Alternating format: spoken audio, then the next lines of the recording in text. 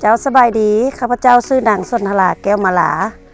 ปัจจุบันเป็นหัวหน้าโรงเรียนประถมสมบูรณ์บ้านหินเหิบไตเมืองหินเหิบแข่งเวียงจันทน์เจ้าเนาะจอตัวนี้ถือว่ามีความดึงดูดนักเรียนหลายเพราะว่ามันเป็นซีซั่นใหม่มีหลากหลายเมนูมีความสามารถช่วยให้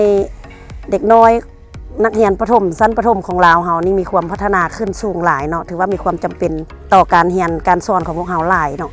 เจ้าหลังจากที่ได้รับเครื่องแล้วรู้สึกว่ามีความตื่นเต้นหลายเพราะว่าเครื่องมือที่ทันสมัยที่สุดบ่เคยเห็นผ่านมาก่อนเนาะถือว่ามื้อนี้ก็ได้รับเครื่องกับพยายามว่าสิให้ฝึกให้ได้นำใช้ให้เป็นเนาะให้เกิดผลประโยชน์ในต่อหน้าเจ้าถ้าว่าแต่ละโรงเรียนได้รับนี่ก็ถือว่าการศึกษาของเฮานี่จะเจริญก้าวหน้าไปเรื่อยๆเนาะกระดานอัจฉริยะแบ็คฮับ แบกหับ แบกฮับ เมคครับ เพื่อการศึกษาที่ดีกว่า การลงทุนด้านการศึกษาสำหรับเด็กน้อย คือการลงทุนเพื่ออนาคตของประเทศชาติ